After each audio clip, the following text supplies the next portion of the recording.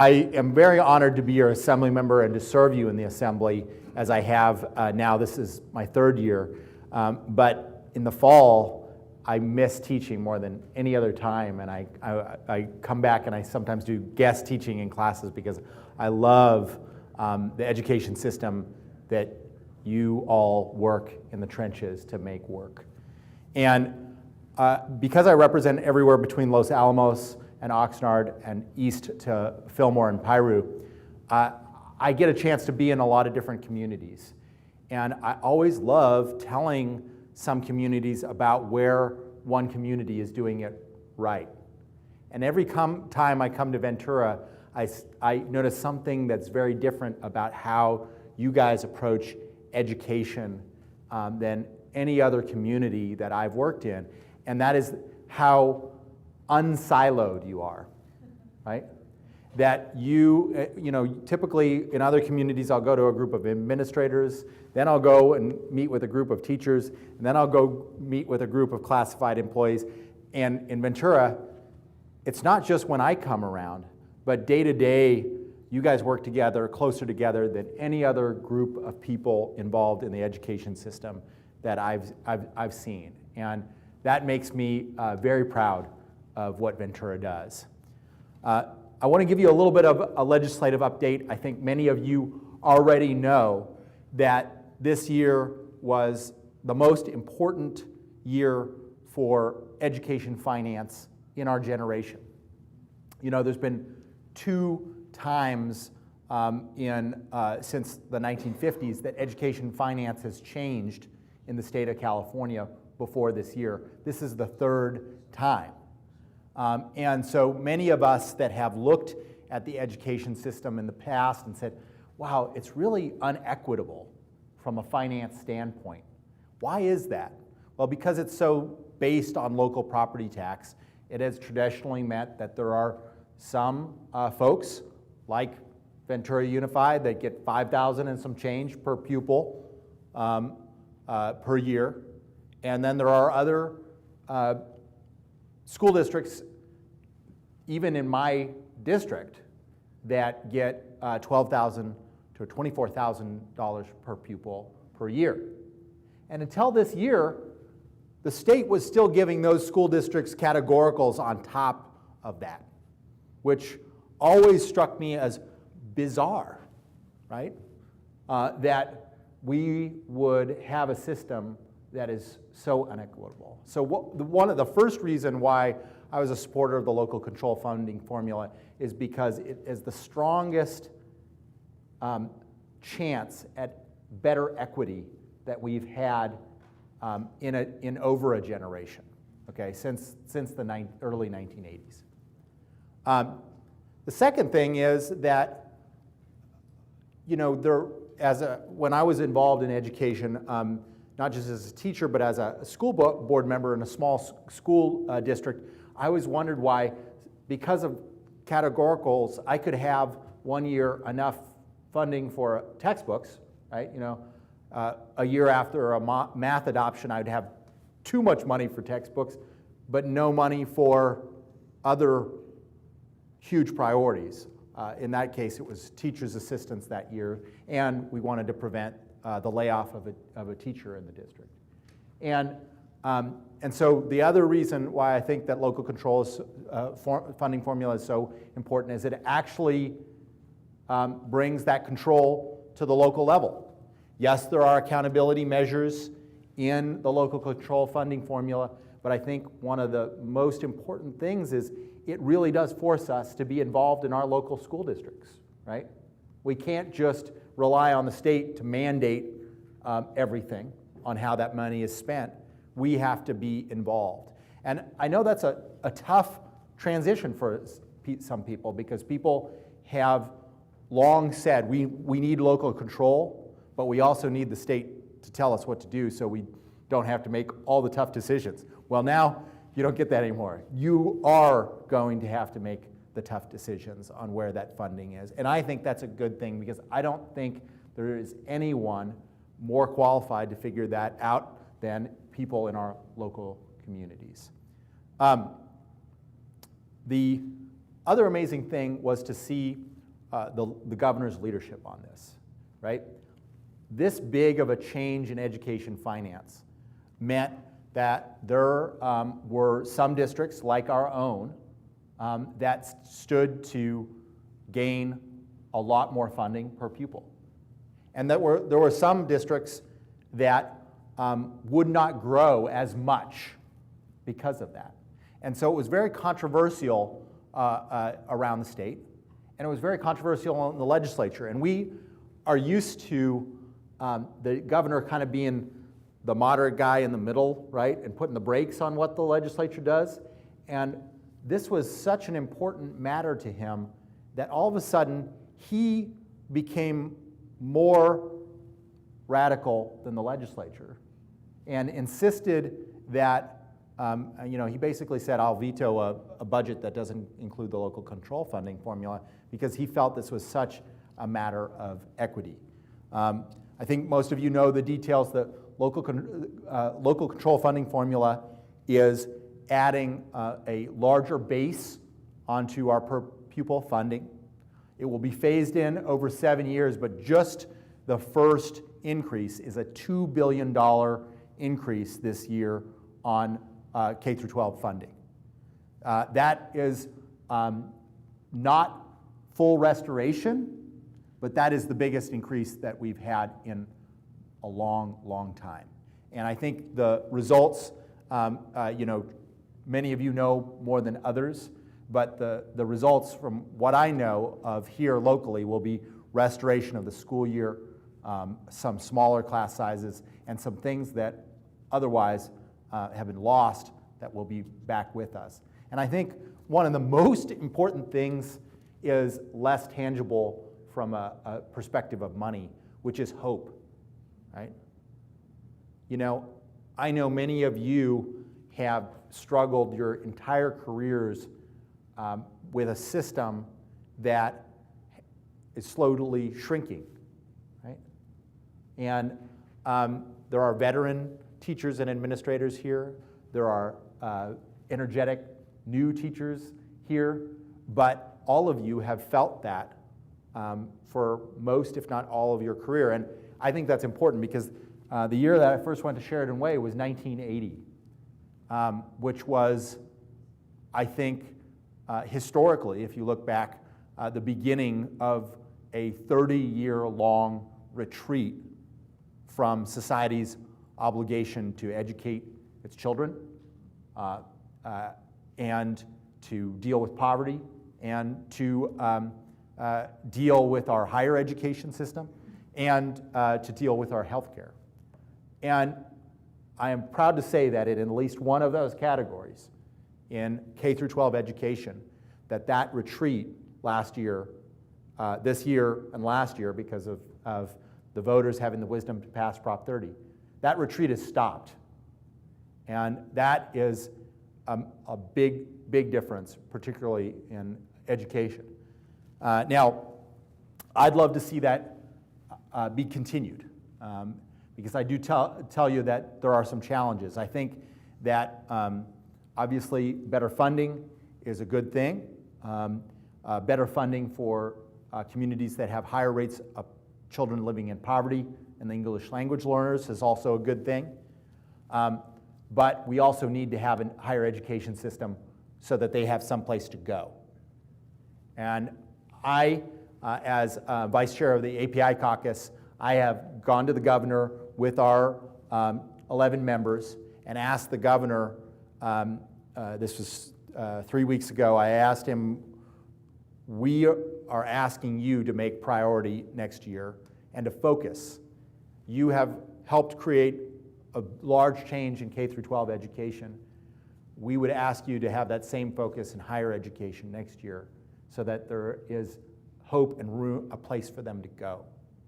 And I want to give you a couple figures because I think that your influence on the children that go to your institutions is part of the solution. And even more so, I think your advocacy is part of the solution. Most of us know about the crisis of affordability in higher education. I want to highlight something that's even more detrimental than affordability. But first I'll say one detail of affordability that people forget. Now the challenges of going to higher education is, yes, fees have gone up higher, but people forget living expenses have gone up even higher than that. And so we did in addition to serving on the Education Committee, I am chair of the Higher Education Committee for the Assembly. And we did a hearing this week at UCSB.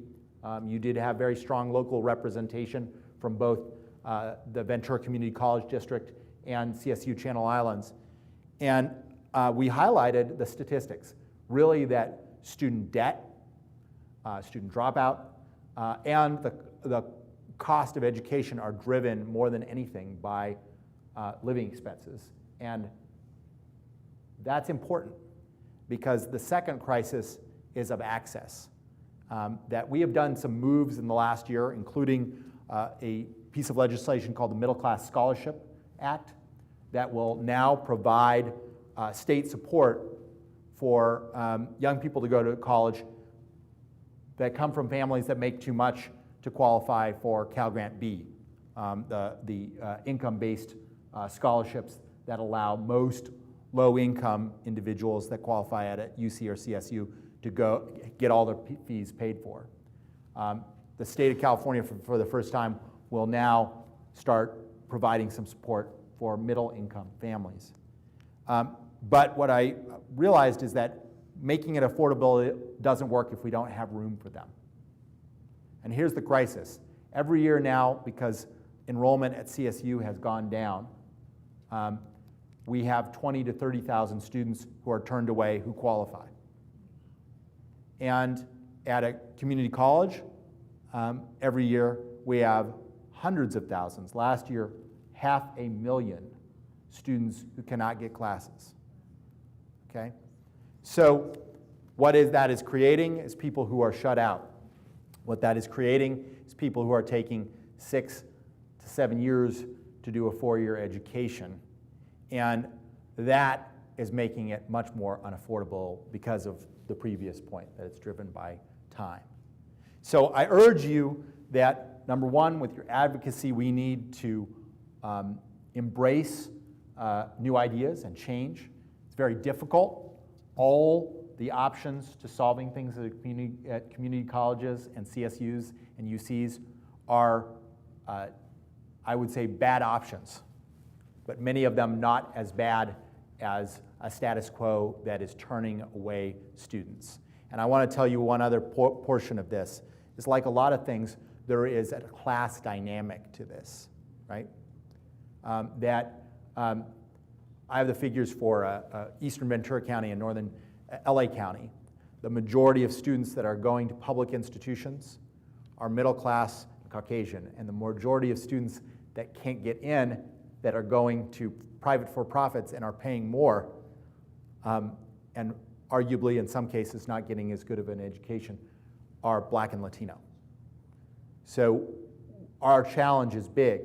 And so I urge you, because many of your associations also have counterparts in the community college and in other higher education systems, to look at solutions and to help us find solutions, because many of them are very difficult paths, and hopefully some are better than others. With that, I just want to bring it home to look at some of the other positive things this year in our education system. One is we said, well, okay, we're moving towards a Common Core, but we're not going to make you guys pay for it all. So we have allocated over $1 billion for Common Core, transition to the Common Core. And we've also said, well, it would be kind of dumb to continue STAR testing if we're trying to change what people are tested on. So we're going to have a hiatus year from testing. I know many of you will be like kiss the sky after after you hear that. So that when there is the new test, which will be around Common Core, which will, our hope, be more attentive to critical thinking and to things that are deeper teaching than rote learning. I know that's a frustration that some of you have expressed to me in the past. So with that, I want to take some questions. It's a pleasure to see you. I like when you come out and visit with everybody. It's great. We've been starving for a long time in education, and so now they're going to throw us a bone, and in over a 7-year period, they're going to bring us back up to the level of funding we had, 5 years ago? That we should have had, yes. Yeah, that we should have had 5 years ago. So what's the plan to as a state to bring us up to the level, at least to the average of the nation? I think that this is something I learned the hard way when I first was wrestling with the budget. As many of you know, the day after I took office, it was announced that the state had a $26 billion deficit, and essentially a group of bleeding heart liberal Democrats had to be charged with somehow shrinking a budget first from $132 billion down to $91 billion. That's over a couple years. But the deficit that we specifically wrestled with, my class, was $26 billion. And took a group of liberal Democrats to cut $14 billion from the state budget to correct it. Now, we held K through 12 harmless that year because of the savage cuts that you had had in the past, and because as a statement of our state's top priority. But that was very tough. And I did 4 community town halls, each in the biggest communities in the district. And I did them, with those little clickers. Like, you ever watch Oprah? Okay, on Oprah you get to vote on stuff with little clickers. Well, I brought those clickers so people could vote on what to cut, right? Or what not to cut. And the good news is nobody wanted to cut education. In fact, they wanted to add money to education. And then you got to higher education, same thing. When you got to health and human services, they didn't want to raise funding, but they wanted to at least keep our safety net from being destroyed, so they kept it there. Then when it came to prison funding, they wanted to cut that, but then they didn't want to reduce prison population, which is just about the only way you can reduce prison costs. And what you're left over with the end of the day, and then you have taxes come up, and folks were willing to do some taxes, but not necessarily a lot. In all of those forums except for one, the budget was not balanced. In fact, in a couple of them, it was less balanced than when we started. And it just illustrates that we still have a challenge out there communicating with our community that there is a direct relationship between what they put in and what they're going to get out. And that, I believe it was Oliver Wendell Holmes that said, taxes buy civilization. If you don't want taxes, you better just kiss goodbye to civilization. And in my mind, the most important infrastructure of civilization is not just roads and bridges and water systems, but is our educational infrastructure as a society. That is what has built this state. And if we aren't willing to invest in that infrastructure, then we're just like, the latter-day Roman Empire looking at crumbling aqueducts and going, I wonder if anyone's ever going to have the courage to fix those. And we have to have the courage to fix those. And that means communicating with the public that, Prop 30 isn't just a emergency measure and that's it. There has to be a renewal of commitment to fund our education system. And that will mean that we'll have to probably go back to the ballot box at some point. And that means we'll have to go back door to door and back into our community and say, if we really do care about these things, then we've got to make sure that they continue to be funded. And that means we all are doing a part to do that. Hi, Das. Thank you for being here tonight. And I thank you also for calling on all of us to be part of the advocacy efforts on behalf of public education, because I really feel like in a democracy, that's what we're all about. We all have to pull together. So I have a two-part question. The first part is, I'm curious if you can expand on your ideas of what you would like to see in terms of our advocacy efforts in the world of education, and then also, in particular, how we can help advocate for those who are disenfranchised. For example, the parents of our English learner students, the parents of our Latino or our Black students, and what we might be able to do to really maximize educating those folks who themselves may not have much education. Well, I think the first thing is to take what you have in Ventura and really try to make it even closer and scale it. Because I'll tell you, it's actually very rare in Sacramento that I have stakeholders in education agreeing on things. I consider being on the education committee as being very, very vital because the issue is very, very vital, but there's no committee in the Assembly that Assembly members consider to be more brutal of a committee to serve on, and in some ways unpopular to serve on, because everyone in education is filled with the righteousness of what they're doing, but that they sometimes have a hard time to see where the other stakeholders are also trying to fight for the children that should be the beneficiaries of the education system. So the best thing that Ventura has is what I went back to what I started with, which is that you guys actually cooperate with each other.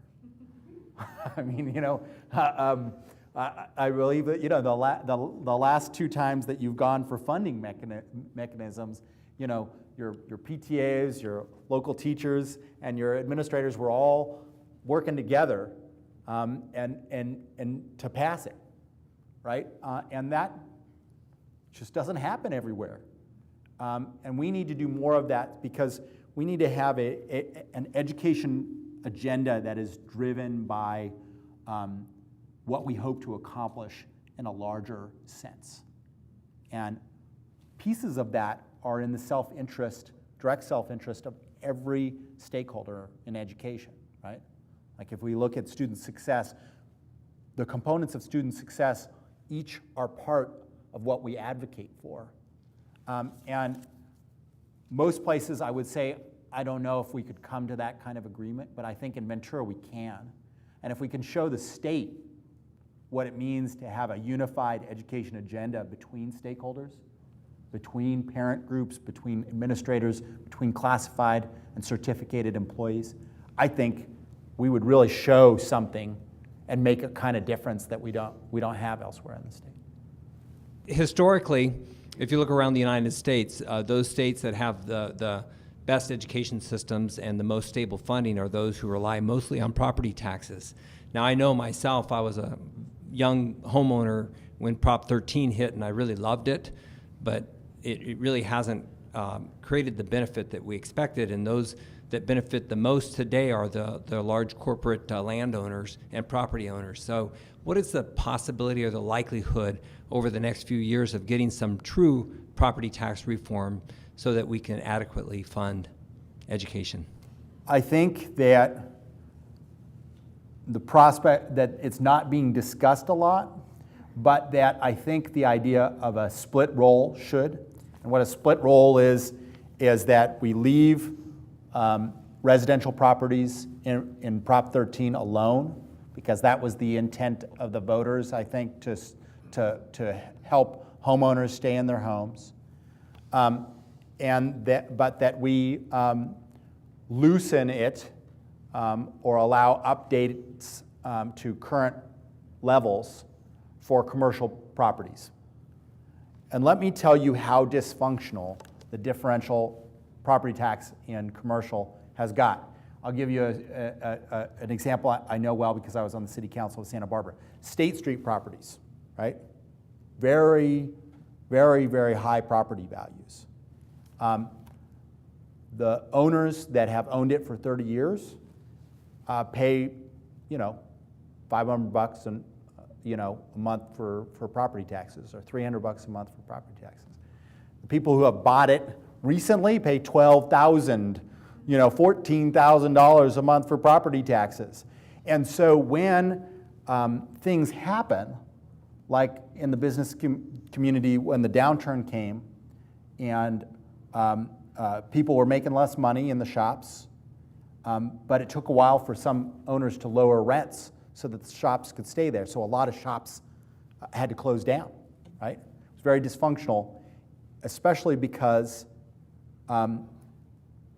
the more closed shops you have, the more closed shops you get, right? It's a synergistic business cycle in a place.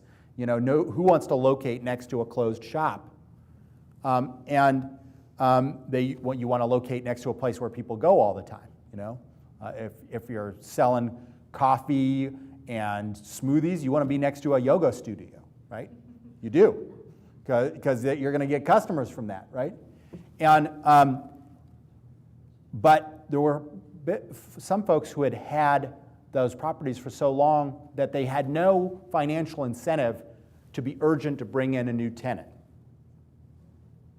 right? They wanted to hold out for the maximal rent that they could get. So they were willing to not have any rent for over a year, right?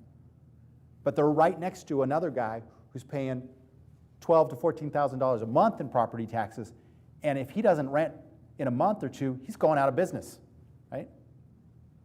And so I think there is not only a dysfunctionality for education, which has been hit the hardest by the fact that we don't have updates of commercial property values in our property taxes, but it's also dysfunctional for property owners in the commercial space, because it creates so many problems of unequal playing field between folks.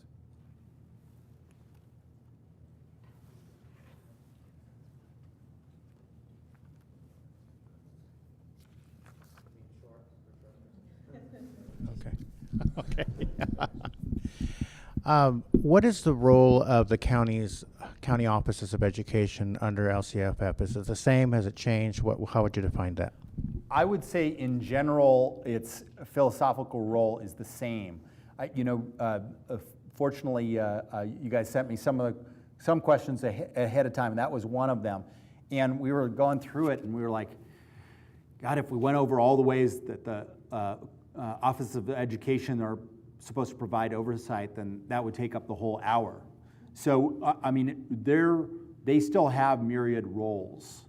I think the thing that makes it nervous for them is some of the things that were just paid for by categoricals will now be up to the local school districts. And whereas they used to give the money to the school districts to do something, like an EOP program, for example, or as most people call it, a career tech program, right? They used to get to be the good guys, right, and give money to the local school district to run the program. Now the school district gets that money, and the school district has to make the decision to continue to prioritize to fund it. I think that's really important. That responsibility is a tough responsibility, but again, more reason why we invest into the political process of a school board. The other oversight functions of the Office of Education will continue. Some of the accountability measures of local control funding formula are going to be very new. And I've just given my card to your accountability person because I want to make sure that it goes well. I think that the basic feature of the accountability is the requirement to put a plan in place of how is funding going to make a difference for our students, right? And if one of the functions of the LCFF is to make sure that students, low-income students and English language learners don't perpetually fall behind, then what specific endeavors is the district going forward in to make sure that they don't? And let me tell you why this is so important just in the long run. Our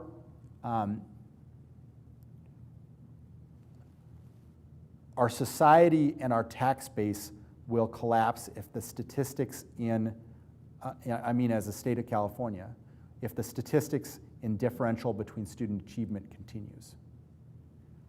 Let me give you one statistic that will scare the heck out of you.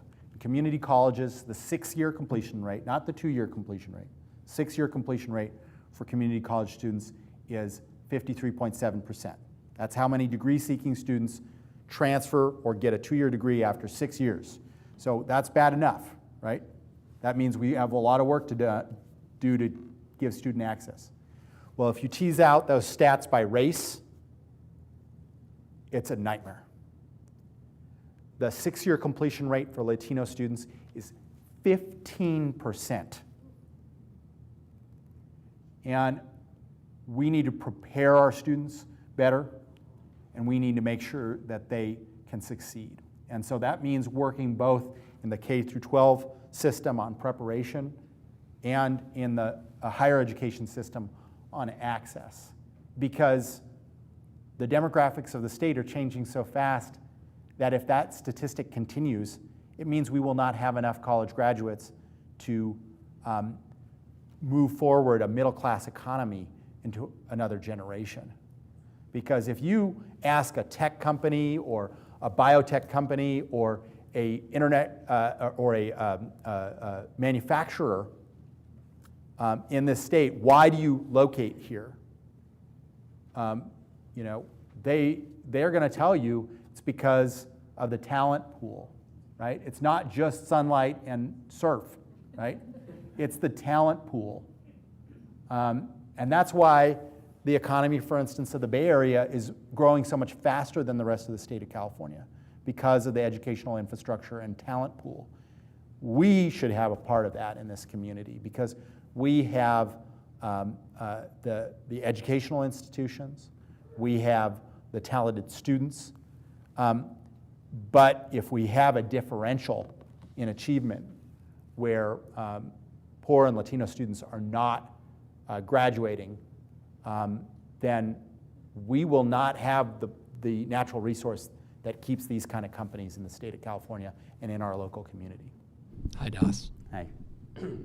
I teach at Ventura High School. As you've already cited tonight, the Common Core standards have been adopted by California. We're moving that way. My question is, with our budgetary environment being such that we're choosing between a lot of much needed areas to invest our monies in, and as you've cited tonight, there's good research on things that we can do to improve schools, things that work, like longer school days. Why did we choose it as a state to invest money right now in transitioning to the Common Core, something that's relatively untested, when we have well-established data about things that work? Why did we choose to put money towards this now? That's a great question. And I don't know if I can completely answer it, but I can answer it from my perspective of why it's necessary. And it has a lot more to do with higher education outcomes than K through 12 outcomes for me personally. And the reason is because, the reason why a lot of people don't like Common Core is because it creates more uniformity in education. And us educators, we're mavericks, right? We like to do something different than every other educator. We like to do something really cool in our classroom. We like our classrooms to look different than everybody else's. There's something about us that is somewhat resistant to standardization, right? But if we don't have standardization, the problems in higher education continue to get worse. Because part of this problem is that we continuously force students to perform to one set of standards and then to retake a course or retake a subject to a different set of standards, and then to yet a third set of standards. And that is really dysfunctional when you have a zero-sum game where every course that a student is taking right now in higher education is blocking out another student from ever perhaps ever getting a chance to take it, right? And so what I'm telling you is that is similar to what I'm telling professors at a UC and CSU. Is I know you guys don't like to think that folks at a CC can teach to standards that are high enough for you, but we need to have more uniformity and continuity with those standards if we are going to be able to deliver education in a way that is efficient enough for the public to give us the money to educate our kids. And that's a unfortunate development, that we are so constricted in amount of money that we have to create that uniformity or create more standardization. But I think it's the reality of the situation. And if we are, if that uniformity creates more ability to educate more kids to a greater level of achievement, then we'll have done a good job. And if they are what they are promising is true, then it will be even better than that, right? What they're saying is that these standards have more critical thinking, more basic, things that people need to know to learn how to learn instead of just rote learning. I also hope that's true, but I, like you, I'm always trying to look at it. What's the worst case scenario? The worst case scenario is more standardization, and I want to tell you that even in the worst case scenario, there's some important logic to why that's important.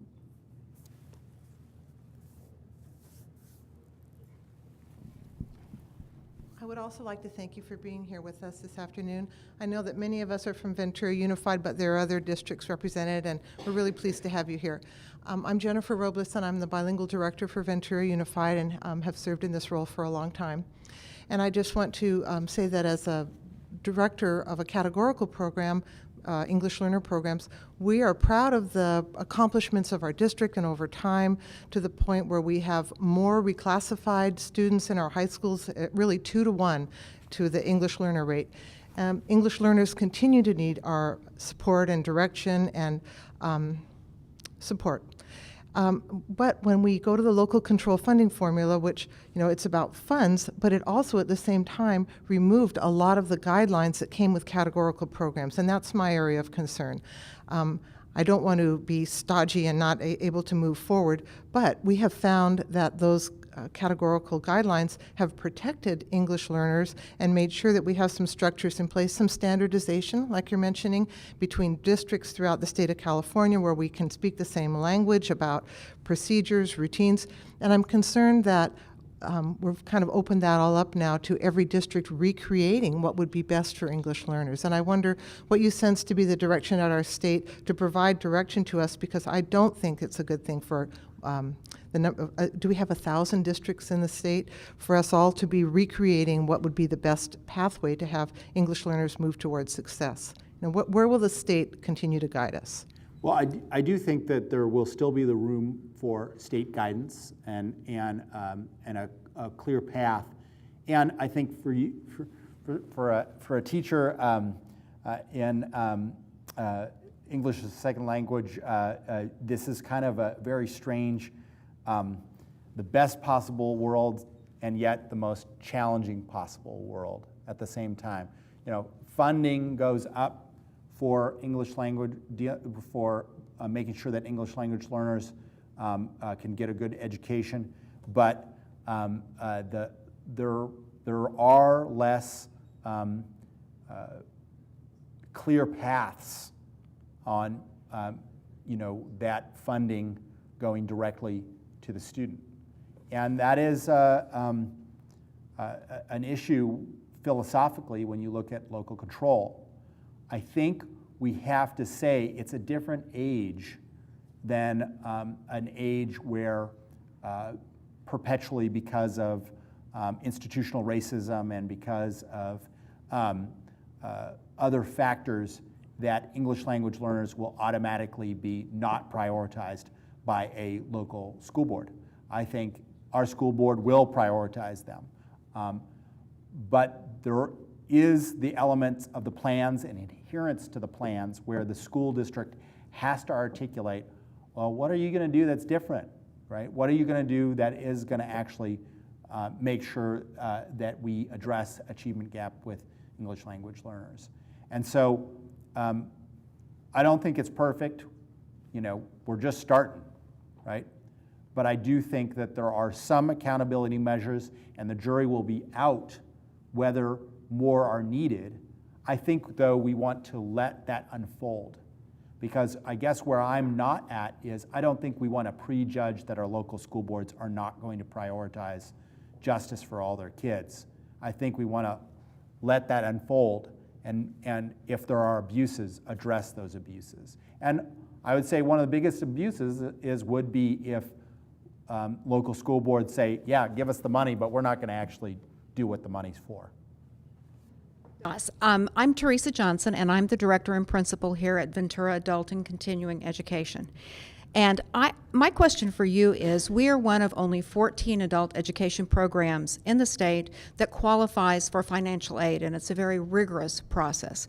My question to you is, why are there not the same accountability standards for private colleges, for profits, for community colleges, and for four-year colleges? It's a huge motivator for us. We have very high completion rates, very high job placement rates, and very high professional licensure rates. So why are there not those same accountability measures for higher education? That's a very good question, and I hearken back to the State of the Union address this year, that the president has highlighted this as a way to move forward. The president is literally suggesting that that we have a system of seeing whether higher education in general performs, and only funding the financial aid or funding additional financial aid based on the ones who actually give kids an education where they can get a job and where they can complete their degree. I think there's an element that is needed in our higher education system of that. I wouldn't want to see too far down that road. It's like some things in public policy that some of it is good and too much of it could be problematic. But the state of California has already gone down that road, because we have set standards of graduation rates and loan default rates that disqualify institutions of higher learning from being able to use state-sponsored financial aid. And that meant that when the cuts happened to Cal Grant funding, that public institutions that have the highest graduation and performance rates and the lowest default rates, they were kept whole. But some of the private for-profits that had horrible graduation rates and horrible default rates for students with student loans were cut off from financial aid.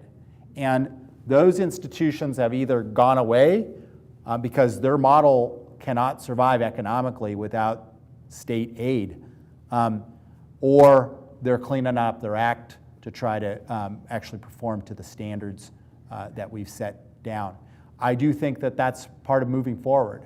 I think because of that, you're seeing situations where private universities are now coming to us, the Higher Education Committee, and saying, we're not regulated, but we want to be regulated now.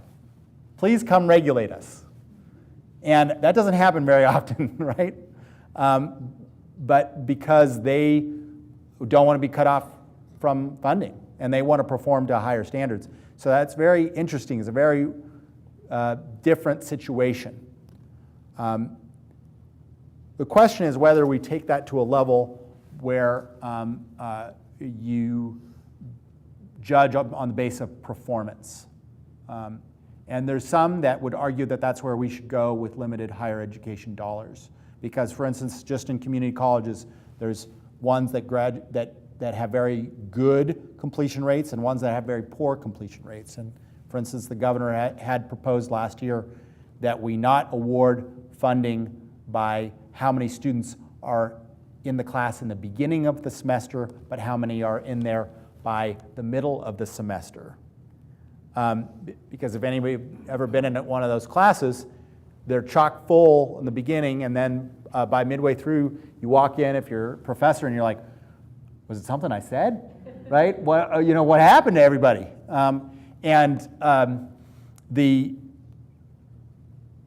The concern that I would have is you'd have to have some balancing agent where, because that system would be perfect if people were completely mobile, right? Where you could just take students from one area where you stopped funding the institution and just transfer them to a place where they have a better product.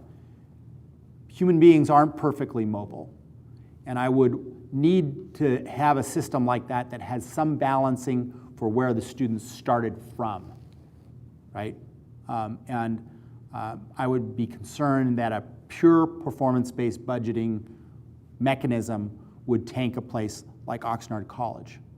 There's some students that if they're not going to go to Oxnard College, they're not going to be able to go, right? And so I think that there is some need to protect our ability to go to a local institution. I am all for some accountability measures in that, but not ones that don't take into account where the students start from. Das, I'd like to speak on behalf of Phi Delta Kappa and the ACSA, the Association of California School Administrators, to thank you for being here this evening, for sharing your passion for students, for sharing your knowledge and your thoughts and beliefs. And we really appreciate your concern for the children of our state. And we want to give you a little certificate of appreciation on behalf of PDK and ACSA. So thank you. Thank you so much.